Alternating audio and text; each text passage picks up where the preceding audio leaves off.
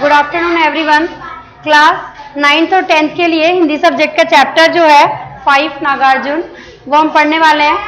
इस वीडियो में हम जो उनकी कविता है यह दंतुरित मुस्कान इसको पढ़ेंगे। सबसे पहले हम नागार्जुन का कवि परिचय देख लेते हैं।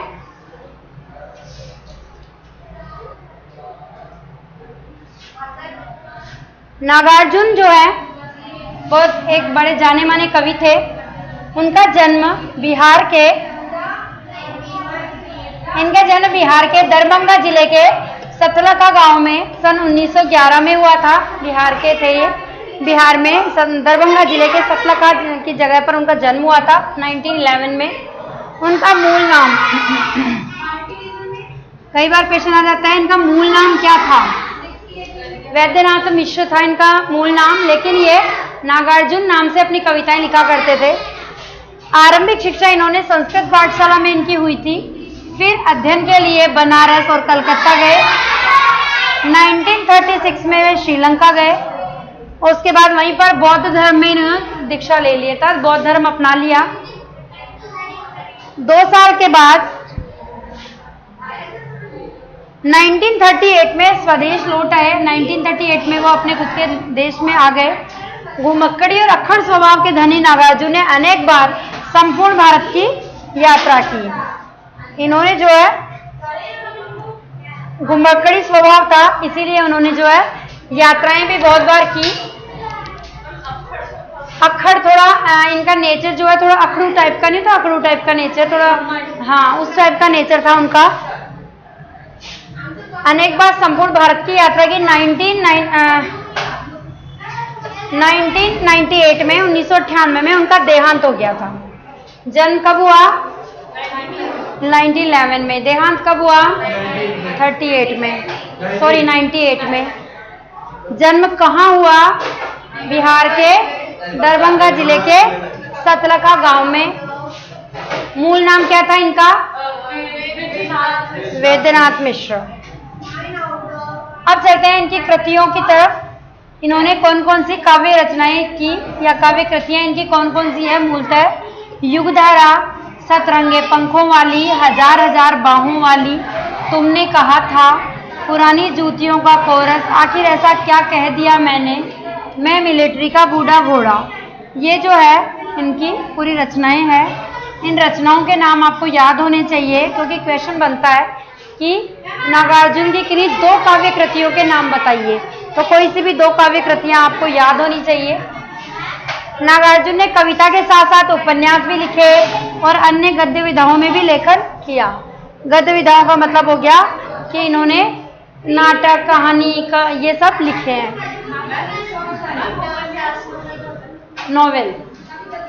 नॉवेल पढ़ते हो ना आप लोग, वो उपन्यास होता है। उनका संपूर्ण कृतित्व नागार्जुन रचनावली में, जो सारा कृतित्व है, जो भी इनकी रचनाएं हैं वो नागार्जुन रचनावली में 7 खंडों में डिवाइडेड है, वो प्रकाशित हुई है। साहित्यिक योगदान के लिए उन्हें अनेक पुरस्कारों से सम्मानित किया गया है, जिनमें प्रमुख है हिंदी अकादमी, दिल्ली का शिखर सम्मान, उत्तर प्रदेश का भारत भारती पुरस्कार और बिहार का राजेंद्र प्रसाद पुरस्कार। मैथिली भाषा में कविता के लिए उन्हें साहित्य अकादमी पुरस्कार भी प्रदान किया गया। मैथिली भाषा होती है तो उनके लिए भी उन्हें पुरस्कार प्रदान किया गया। राजनीतिक सक्रियता के कारण, अब देखो ये जो राजनीति में सक्रिय थे ये, इसीलिए उन्हें बहुत बार जेल भी जाना पड़ा। हिंदी और मैथिली में समान रूप से लेखन करने वाले नागार्जुन ने बांग्ला और संस्कृत में भी बहुत सारी कविताएं लिखी है। मातृभाषा इनकी मैथिली थी, उसमें वो किस नाम से जाने जाते थे? यात्री के नाम से। यात्री के नाम से फेमस थे। ये क्वेश्चन भी इंपॉर्टेंट बन रहा है कि यात्री के नाम से कौन से कवि जाने जाते थे? नागार्जुन। ध्यान रहे। लोक जीवन से गहरा सरोकार रखने वाले नागार्जुन भ्रष्टाचार, राजनीतिक स्वार्थ और समाज की पतनशील स्थितियों के प्रति अपने साहित्य में विशेष सजग रहे। क्योंकि उस समय क्या है, जब उनका कविता लिखने का दौर था, हमारा देश जो है वो गुलामी की जंजीरों में जकड़ा हुआ था। तो उन्होंने जो है समाज की जो पतनशील कंडीशन हो गई थी, समाज की स्थिति काफ़ी खराब हो चुकी थी और अंग्रेजों ने जो है यहाँ पर बहुत सारे अत्याचार किए, तो समाज जो है आगे नहीं बढ़ पा रहा था और राजनेता जो है सिर्फ अपने स्वार्थ के लिए, अपना स्वार्थ सिद्ध करने के लिए राजनीति में आते थे। तो इसीलिए उन्होंने साहित्य में ऐसी कविताओं को महत्वपूर्ण, उन्होंने अब जो है विशेष रूप से ऐसी कविताओं को उन्होंने साहित्य में सृजन किया था, ऐसी कविताएं लिखी जो लोगों के मन में जागरूकता पैदा करे। वे व्यंग्य में माहिर है, अर्थात व्यंग्य कसने में, रिमार्क करने में वो माहिर थे। इसीलिए उन्हें, अब आपको पता है कबीरदास जी भी जो थे उन्होंने भी बाह्य आडंबरों का विरोध किया, ऐसे लोगों पर काफी व्यंग्य किया है ना। इसीलिए उनको क्या कहा जाता है, आधुनिक कबीर, क्योंकि कबीरदास जी ने भी अपनी रचनाओं में, उनकी जो साखियां थी कबीरदास जी की, उसमें उन्होंने जो है व्यंग्य किए हैं ऐसे लोगों पर जो झूठ पाखंड सिर्फ दिखावा करते थे, ऐसे लोगों पर। इसीलिए इनको कबीरदास जी के, वो तो कबीरदास जी तो उस समय के थे, लेकिन इनको, ये आधुनिक कवि थे, इसीलिए इनको आधुनिक कबीर के नाम से जाना जाता है। छाया, तो जो नागार्जुन थे, इनके मेन ये हो गया कि इनके ये यात्री के नाम से कौन से कवि जाने जाते हैं, नागार्जुन। और आधुनिक कबीर किसे कहा जाता है, ध्यान रहे, यात्री और आधुनिक कबीर। छायावादोत्तर दौर के वे ऐसे अकेले कवि हैं जिनकी कविता गांव की चौपालों और साहित्यिक दुनिया में समान रूप से लोकप्रिय रही। यानी किसके बाद, छायावादोत्तर काल, यानी कि छायावाद के बाद का समय, आधुनिक कविताएं आ गई 1936 के बाद का समय जो था, उसके बाद में जो है वो एक ऐसे ही कवि माने जाते हैं जिन्होंने जो गांव की जो चौपालें सजती है, जहाँ पर सरपंच वगैरह बैठ के मुकदमे, वो उनके न्याय दिला देते हैं, गांव वालों को का न्याय करते हैं और साहित्यिक दुनिया में समान रूप से लोकप्रिय रहे हैं वो। वास्तविक अर्थों में जनकवि है वो। उन्होंने जनता की जो भी, जनता के सामने जो भी बुराइयां थी या जनता में जो भी, जनता के सामने जो भी परिस्थितियां आ रही थी, उन्हीं के ऊपर उन्होंने कविताएं लिखी। सामयिक बोध से गहराई से जुड़े, सामयिक बोध से यानी कि जो उस समय में प्रचलित जो चीजें थी, समसामयिक यानी वहाँ के करंट अफेयर्स की जो चीजें थी उस समय में, उनको गहराई से वो जुड़े और उनमें अपनी कविताओं में उनको जो है मेन जगह दी। नागार्जुन के आंदोलन धर्मी कविताओं को व्यापक लोकप्रियता मिली। जो आंदोलन धर्मी कविताएं थी, क्योंकि उस समय में देश आज़ाद नहीं था, लोग आंदोलन कर रहे थे देश को आज़ाद करवाने के लिए, तो इसीलिए आंदोलन धर्मी कविताएं लिखी जिसकी वजह से वो काफ़ी फेमस हुए। नागार्जुन ने छंदों में काव्य रचना की और मुक्त छंद में भी, यानी कि प्रबंध और मुक्तक दोनों छंदों में उन्होंने काव्य रचना की थी। अब है इनकी जो कविता है हमारे सामने, यह है दंतुरित मुस्कान। ये कविता का शीर्षक है, उनकी कविता जो हमारे पाठ्यक्रम में शामिल है। दंतुरित मुस्कान कविता का शीर्षक है। इसमें एक छोटे बच्चे की, आपको पता है जब बच्चे के दांत आने शुरू होते हैं, कब से होते हैं,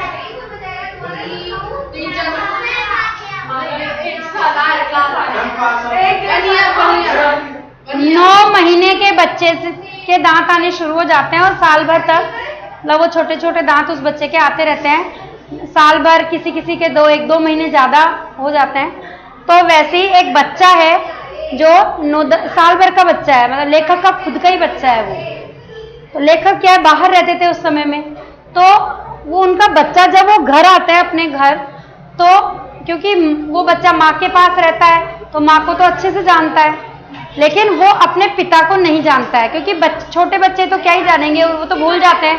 अगर उसके पिता वो पैदा हुआ था जब भी आए होंगे तभी वो भूल गया होगा, क्योंकि इतना तो वो याद नहीं रखते छोटे बच्चे। इसलिए जो छोटा बच्चा था उनका, और जब कवि आए तो उनकी तरफ मुस्कुराता है, तो उसकी जो दंतुरित मुस्कान होती है, अभी अभी तो दांत आए, साल भर के बच्चे के दांत आते ही हैं, या तो 4 दांत होते हैं या 2 दांत, 2 ऊपर 2 नीचे, इस तरह से दांत होते हैं बच्चे के। तो उससे जो वो मुस्कुराता है तो एक कठोर हृदय व्यक्ति होता है ना, वो भी पिघल जाता है।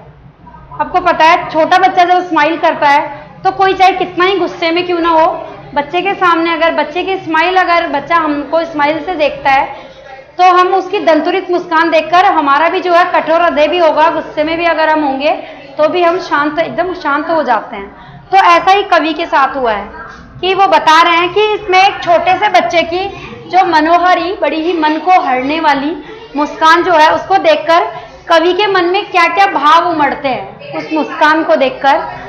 तो वही मुस्कान जो है इस कविता में अनेक बिंबों के माध्यम से, यानी उन्होंने ऐसे शब्द चित्र खींचे हैं जिसमें आप पढ़ोगे तो आपके सामने ऐसा बिंब प्रतीत होगा कि हाँ, ये दृश्य हमारे सामने ही, जैसे छोटा बच्चा मुस्कुरा रहा है। तो ऐसे प्रकट किया है।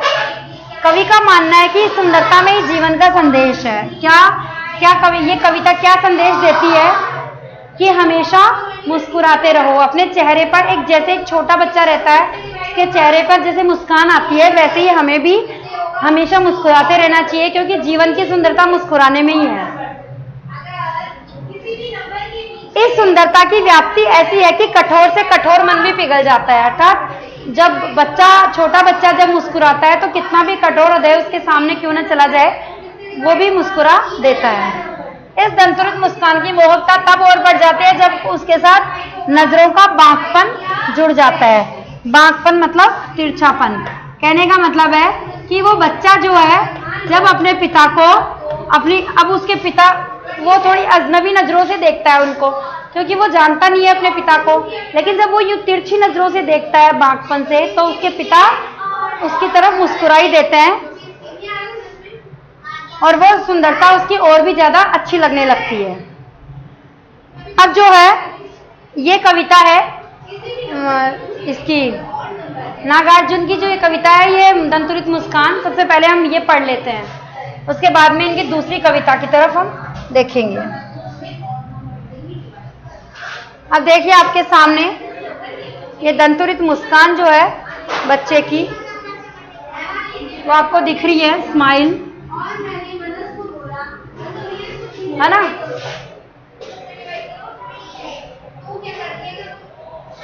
तो बच्चे की जो दंतुरित मुस्कान जो है, उसके बारे में ये पूरी कविता है। अब जैसे कि मैं इसकी समरी बता देती हूँ आपको पहले, कि जब एक लेखक जो है प्रवास में रहते हैं, अर्थात वहाँ नहीं रहते हैं, अपने बच्चों के साथ नहीं रहते हैं वो, तो जब वो वहाँ अपने जहाँ रहते हैं वो वहाँ से अपने घर आते हैं जब, तो वो बच्चा छोटा सा रहता है, उनका 9-10 महीने का या साल भर का होता है। तो जब उसके लिए लेखक क्या है, उसके पिता हैं और वो अनजान है उसके लिए, जो कवि है वो अनजान है बच्चे के लिए, हालांकि है तो उसके पिता लेकिन वो अनजान है। तो जब वो उनकी नजरें जब मिलती है तो हालांकि वो अजनबी नजरों से उसको देखता है अपने पिता को, लेकिन उसके चेहरे पर एक स्माइल आ जाती है और उसके पिता जो है उसको एकटक देखते हैं तो वो भी बड़े खुश होते हैं, और वो बच्चे की मुस्कान पर ही उन्होंने एक कविता लिख डाली। तुम्हारी ये दंतुरित मुस्कान मृतक में भी डाल देगी जान। तुम्हारी है, तुम्हारी किसकी? उनके बच्चे की। ये दंतुरित मुस्कान, यानी दंतुरित जो अभी अभी दांत आए हैं और उन दांतों से जब वो मुस्कुरा रहा है, जब उसके दांत ऐसे दिखते हैं, 2-4 दांत मुंह में, तो उसकी जो मुस्कान है उसके लिए लेखक ने कहा है कि ऐसे छोटे से मासूम बच्चे की मुस्कान देखकर तो एक मृतक में भी, मृतक कौन? कोई मरा हुआ व्यक्ति हो, उसमें भी एक तरह से निर्जीव व्यक्ति हो, उसमें भी मानो जान आ जाए। कोई निर्जीव को भी, अर्थात मृतक में भी मानो जान डाल देती है, ऐसी उसकी मुस्कान है। धूली धूसर तुम्हारे ये गात, धूली धूसर मतलब धूल से सने हुए।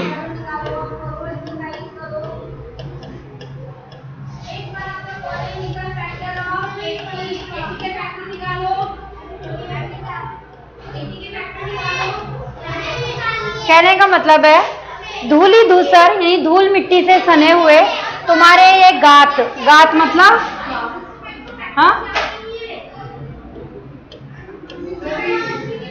हाँ जो उसका शरीर है पूरा, वो क्या है, छोटे बच्चे क्या करते हैं, मिट्टी में खेलते रहते हैं, उनको धूल मिट्टी उनके लग जाती है, वो कोई परवाह नहीं करते। तो उनका बच्चा भी जो है, जब लेखक कवि जब उससे मिला तो उन्होंने देखा कि बच्चा जो है धूल मिट्टी में सना हुआ है पूरा, उसका शरीर जो है पूरा धूल मिट्टी से सन गया है, यानी उसके कपड़े पूरे भर गए हैं, शरीर या कपड़े, यहाँ भाई उसका पूरी बॉडी पे धूल मिट्टी लगी हुई है।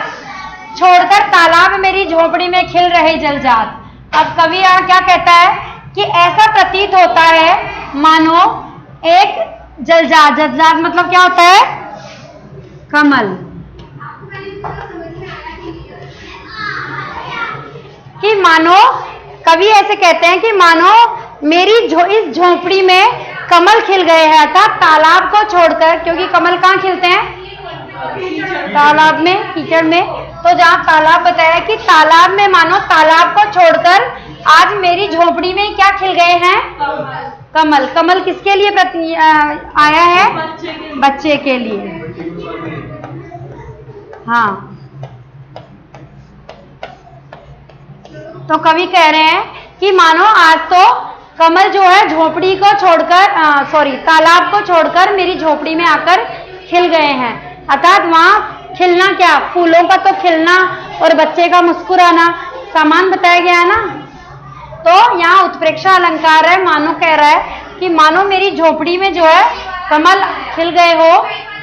परस पाकर तुम्हारा ही प्राण, परस मतलब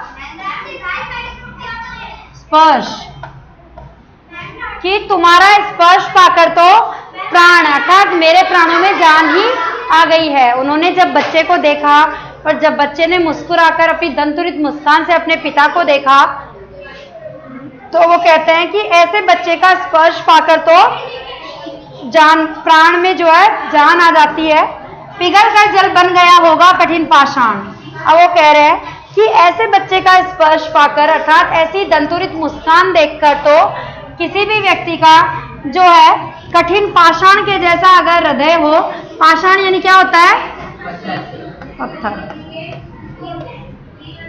कि जो है कठोर पत्थर के समान हृदय वाला व्यक्ति भी क्या हो जाएगा? पिघलकर क्या बन जाएगा? जल बन जाएगा, अर्थात काफी द्रवित हो जाएगा। कहने का मतलब है कि कोई कितना भी गुस्से में हो, कोई कितना भी कठोर हृदय व्यक्ति क्यों ना हो, अगर बच्चे का स्पर्श पाते ही उसके प्राणों में भी जान आ जाती है, अर्थात वो भी जो है पिघलकर जल के समान निर्मल हो जाता है। अब देखिए आपके सामने ये बच्चे की माँ है, ये रहा छोटा सा बच्चा। अब ये बच्चा अपनी माँ की गोद में है और ये इसके पिता आए हैं और इसको जो है स्पर्श कर रहे हैं। तो बच्चा अपनी माँ की गोद में अपने आप को सेफ फील करता है। आपको पता होगा बच्चे को गोद में लेते हैं तो आता नहीं है किसी अजनबी के पास, लेकिन अपनी माँ की गोद में खेलता खेलता वो जरूर किसी दूसरों की तरफ मुस्कुरा देता है। तो वैसे ही जो है ये बच्चा अपनी माँ की गोद में है और कवि जो है आए हैं और इसको देखकर इससे बात करना चाह रहे हैं और ये अपनी स्माइल दे रहा है, क्योंकि छोटे बच्चे बात तो क्या ही करेंगे, 1 साल का बच्चा क्या करता है, बात नहीं कर पाता, इसलिए वो सिर्फ अपनी स्माइल दे रहा है कवि को।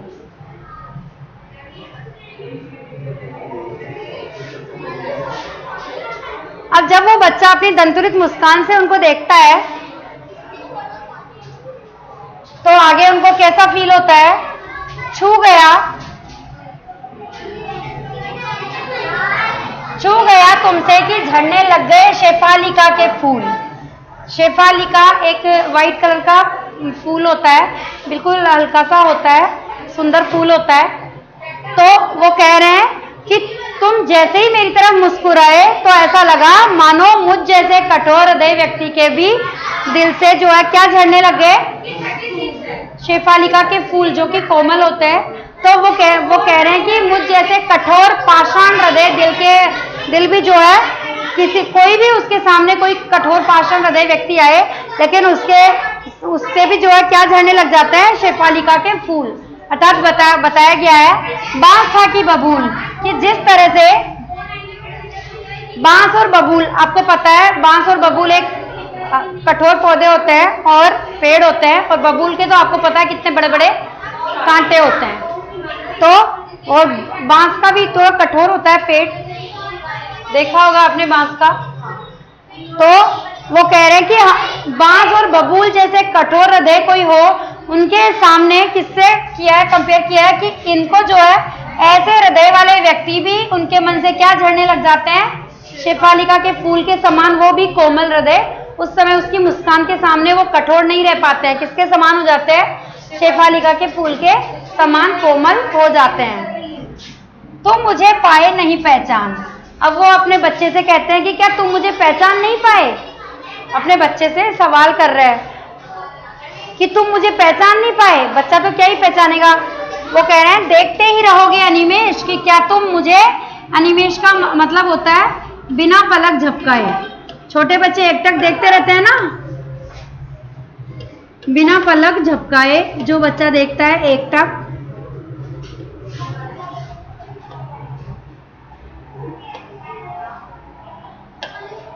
बिना पलक झपकाए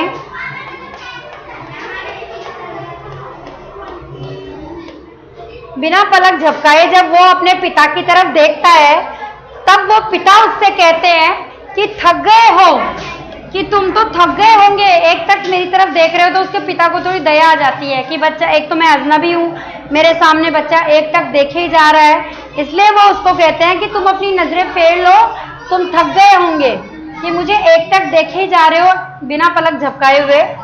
आंखें लू में फेर, वो कवि क्या करते हैं, उससे बच्चा तो समझता नहीं है, वो तो आंखें फेरता नहीं है, वो एक तक देखता रहता है। लेकिन कवि को दया आ जाती है कि मेरा बच्चा मेरे को इतनी देर से एक तक देख रहा है, इसलिए वो खुद अपनी आंखें फेर लेते हैं बच्चे से। क्या हुआ यदि हो सके परिचित न पहली बार। अब कवि को मन में ऐसे फील होता है कि मेरा बच्चा मुझे पहचान नहीं पाया है, लेकिन फिर वो अपने मन को दिलासा देते हुए कहता है कि कोई बात नहीं, क्या हुआ अगर उसने पहली बार मुझे नहीं पहचाना, क्या हुआ यदि हो सके परिचित में पहली बार, कि कोई बात नहीं, बच्चे ने मुझे पहली बार सॉरी, अगर पहली बार बच्चे ने मुझे देखा और वो नहीं पहचान पाया तो कोई बात नहीं। यदि तुम्हारी मां न माध्यम बनी होती आज, मैं न सकता देख, मैं न पाता जान, तुम्हारी ये दंतुरित मुस्कान। अब कहते हैं वो कि उनकी जो पत्नी थी अर्थात उस बच्चे की जो माँ थी, उन दोनों को मिलवाने में किसका रोल था मेन? उनकी माँ का। उसकी माँ जो है माध्यम बनी उसके पिता से अपने बच्चे को परिचित करवाने में, कि तुम्हारी माँ जो है आज माध्यम बनी है, मैं न सकता देख, मैं न पाता जान, कि मैं तो तुम्हें देख भी नहीं सकता क्योंकि तुम तो मुझे देखते हो रोने लगते, जान नहीं पाते ना, तो बच्चा अजनबी को देखकर रोने लगता है अगर वो गोद में ले तो उसकी माँ ने अपने पिता से उसको इंट्रोड्यूस करवाया, तो वो कह रही है कि मैं न सकता देख, मैं न पाता जान। कवि कह रहे हैं कि मैं तो तुम्हें जान भी नहीं पाता, देख भी नहीं पाता अगर तुम्हारी माँ माध्यम न बनी होती तो, तुम्हारी ये दंतुरित मुस्कान मैं नहीं देख पाता। धन्य तुम, माँ भी तुम्हारी धन्य। और वो कहता है कि हे पुत्र, तुम भी धन्य हो और तुम्हारी माँ भी धन्य है जिसने आज तुम्हारा और मेरा परिचय करवाया है। चिर प्रवासी में, इतर में अन्य। अब वो कहते हैं कि मैं तो चिर यानी लंबे समय से प्रवासी था, यानी दूसरी जगह पे रहता था, मैं तो दीर्घ काल से दूसरी जगह था। मैं इतर अन्य, कि मैं तो तुम्हारे लिए अन्य था अर्थात दूसरा था। लंबे समय से प्रवास में था, दूसरी जगह वास कर रहा था।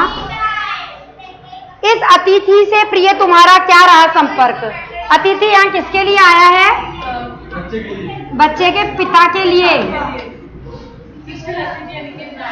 भाई वो यहाँ इतने दिनों से आए हैं और थोड़े से समय के लिए आए हैं, तो वो एक तरह से अतिथि के समान है, इसलिए वो अपने आप को कह रहे हैं कि इस अतिथि से यानी कि मुझसे तुम्हारा क्या संपर्क क्या ही रहता। अगर तुम्हारी माँ तुमसे नहीं मिलवाती मुझे और मैं इतने समय से अब यहाँ आया हूँ, तो अगर मैं तुम्हारी माँ ने माध्यम बनी है हम दोनों के जानने का, अगर ऐसा नहीं होता तो क्या हमारा संपर्क होता। उंगलियां माँ की कराती रही है मधुपर्क, अर्थात मधुपर्क यहाँ है कि माँ जो है तुम्हें मधुपर्क यानी मीठा जो भी खान पान खिलाती रही है, तुम्हारी माँ ही जो है तुम्हें उंगलियों से खाना जो भी स्वाद चखाया है, तुम्हारी माँ ने ही स्वाद जो है तुम्हें टेस्ट करवाया है। देखते तुम इधर कनखी मार कर अर्थात तिरछी नजरों से।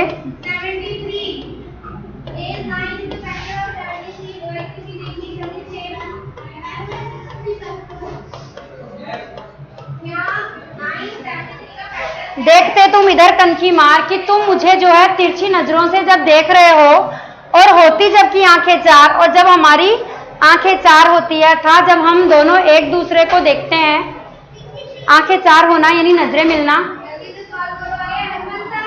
मुहावरा है ना। जब हमारी एक दूसरे से नजरें मिलती है तब तुम्हारी दंतुरित मुस्कान मुझे लगती बड़ी ही छविमान, अर्थात तुम्हारी जो दंतुरित मुस्कान है मुझे बड़ी ही क्या लगती है, सुंदर प्रतीत होती है। अब कवि कह रहे हैं कि तुम्हारी ये जो दंतुरित मुस्कान है ये मुझे बड़ी ही सुंदर प्रतीत होती है। इस तरह से इस कविता में कवि ने एक बच्चे के माध्यम से जो है हमें बड़ी ही सुंदर बच्चे की जो मुस्कान है उसके बारे में बताया है। समझ में आई कविता? इसमें जो है एक बच्चे के माध्यम से हमें एक पिता और एक बच्चे का जो प्रथम मिलन है और किस तरह से बच्चा मुस्कुराकर अपने पिता को देखता है उसी का वर्णन इस कविता में कवि ने किया है। अब जो नागार्जुन है इनकी दूसरी कविता है फसल, वो हम नेक्स्ट वीडियो में पढ़ेंगे। Thank you.